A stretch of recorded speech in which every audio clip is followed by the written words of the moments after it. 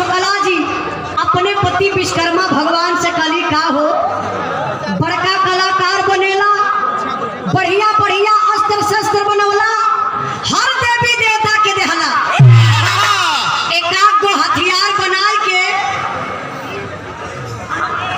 सुना बड़का कलाकार हुआ, बढ़िया बढ़िया अस्त्र शस्त्र बनौला, हर देवी देवता के देहला, एकाक गो हथियार बना के हमके दे देता, हमार भाई बाप ले लेते नैहरे में तो बड़ा हमार सम्मान बढ़ जाता। विश्वकर्मा भगवान तमतमार के बैठ गई, अब बैठ के करत कहूँ मास्टर साहब,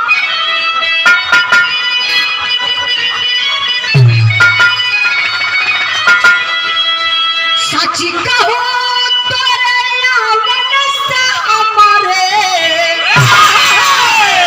सची कहो तोरे आवन से हमारे आंगन में आयल बहार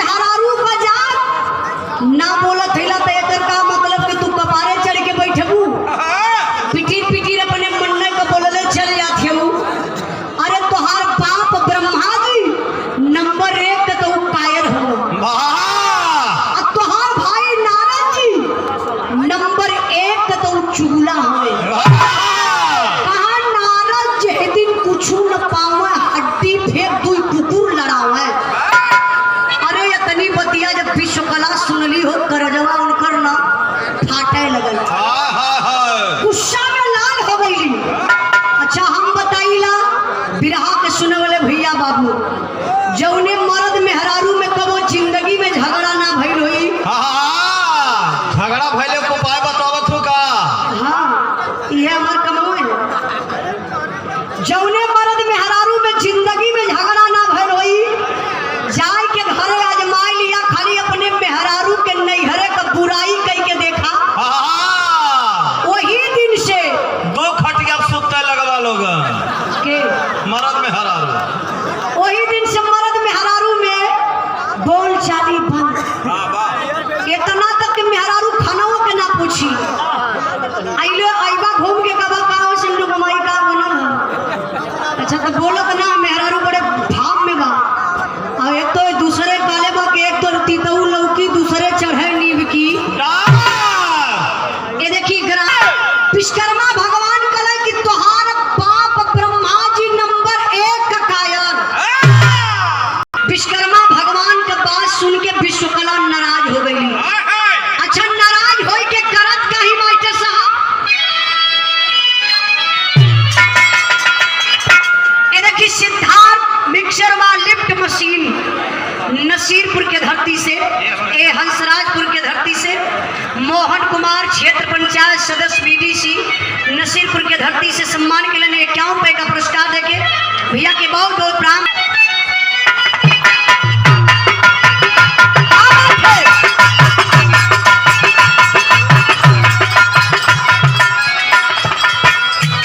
देखिए गीत बड़ी प्यारी बा, जैसे आप लोग भक्त बनी माई का पंडाल सामने बा, माई बहिन 9 दिन का नवरात्र का व्रत रहली, देवी माई के सामने कलशा रखले रहली, गाय के माई बहिन देवी माई के जगावली। कैसे क्या बात है? अरे निमिया की डालियां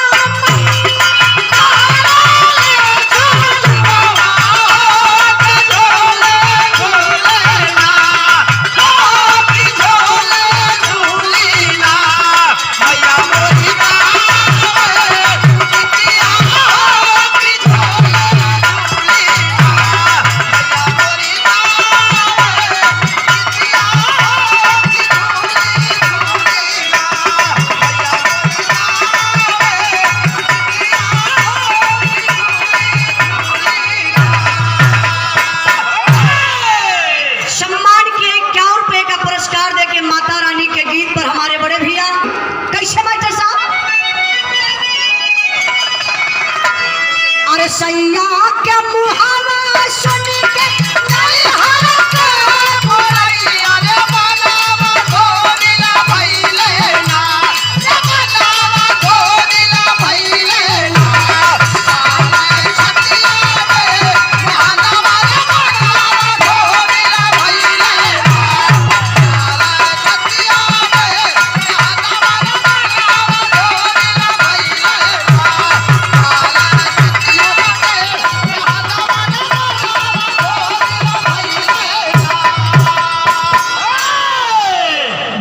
समस्या हो जाता। अब सुना था?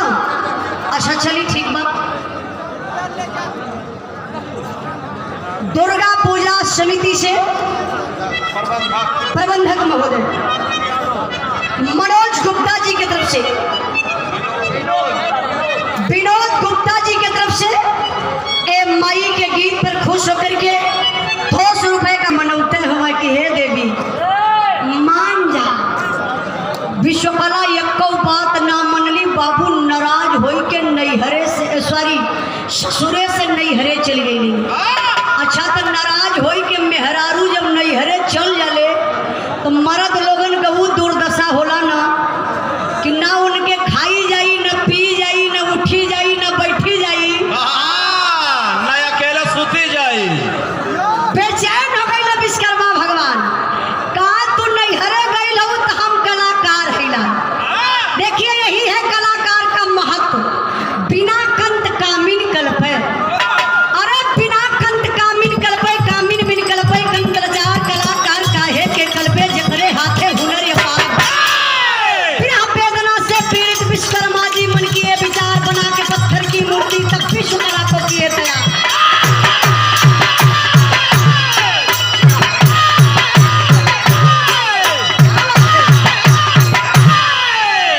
विश्वकर्मा भगवान का सुनबू नैहरे गई हो तो जा वही रहा।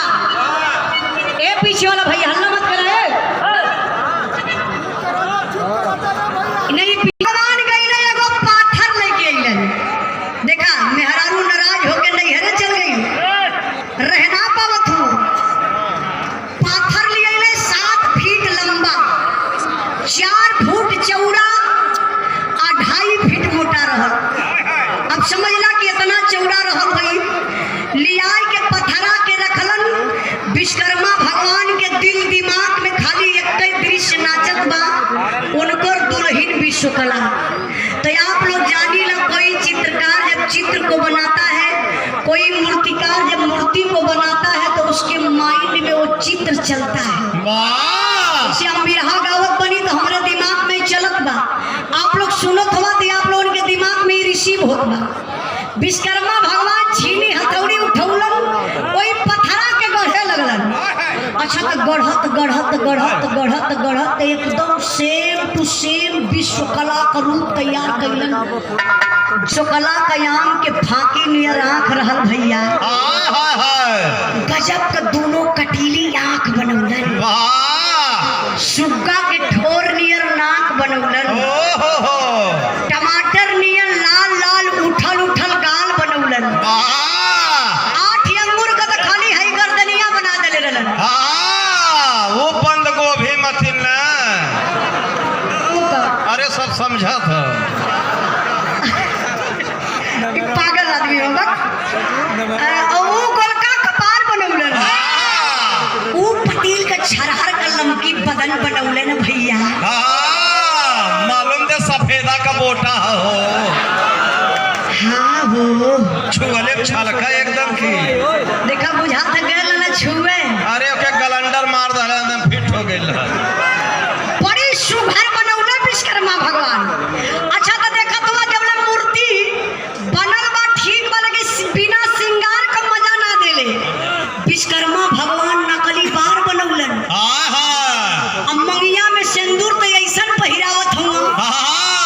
मालूम देखा कि बेलचा से उठा के डरले हो, नहीं फरुहा से डरले रहले।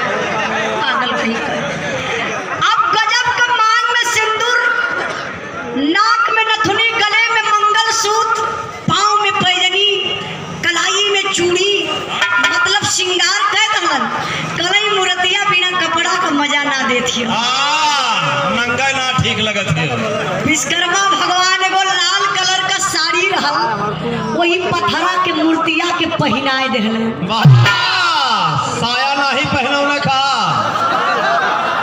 अच्छा हम देखेगा ललिका। अरे तो फंसी है कहाँ साड़िया। नहीं भैया जरूरी है साड़ी साया ब्लाउज पहनाई के। अब ब्लाउज का बच्चा। अच्छा भैया ब्लाउज का बच्चा का होला? यो होला तो ना समझ पावत हो। नहीं हम तो सही में ना जान पावत थे। आज यही मेला में बहुत दिक्कत रहा है। साड़ी साया ब्लाउज पहनाई के विश्वकर्मा भगवान फिर बचौआ कलात करत हो। अच्छा तो जानत हुआ पथरा के मूर्तियां के कहाँ रखत हुआ विश्वकर्मा भगवान? कहाँ? जैसे मूर्ति देखत है ना, एकदम ठीक जौने घरवा में सुतत रहल, वही दुवरिया के समनवा देवलिया के यहाँ ऐसे वो ठंगाई के मूर्तिया के खड़ा कर दिया। जब विश्वकर्मा भगवान के कोनो हथियार बनवे के रहे तो वही दुआरे लेके औजार बैठ जाए, हथियार ऐसे गढ़ाई शुरू करे। जब उनके विश्वकला का याद आवे ना, तो वही मूर्तिया के लाइन आवे शुरू करे। ऐसे उलट के पथरा के मूर्तिया के ताके लगे। अच्छा जब ना रह जाए ना सह जाए तो अपन हथियार उठाई कैसे कहा अब फेंक के। वही पत्थर की मूर्ति भात फेरे शुरू करे। लगत है ये देखले रह कि कुल तो आगे कैसे जानकारी है। अरे हमारे गंगा के अठे लोहार बतावत रहा।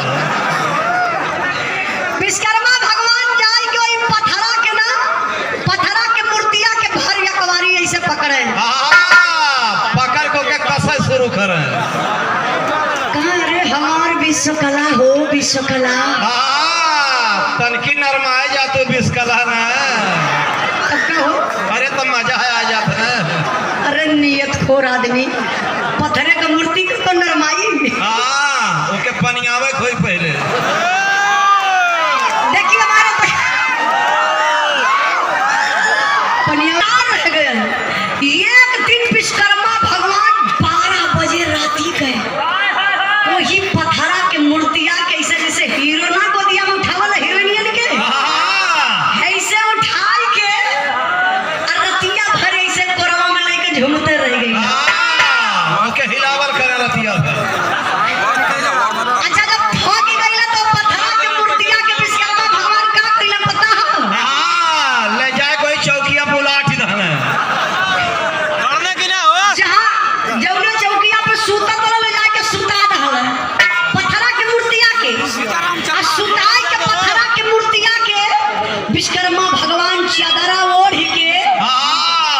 वही टंगिया टंगिया फंसा के अपने सूत गई ना।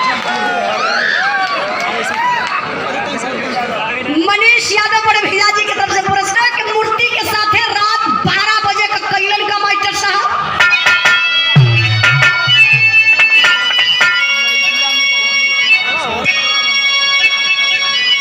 क्या बात है, वाह। एक गीत के स्वर्गीय रामदेव गुरु अपने जमाने में बड़ा लहाई के गाँव है कि हमारा अंदाज में कैसे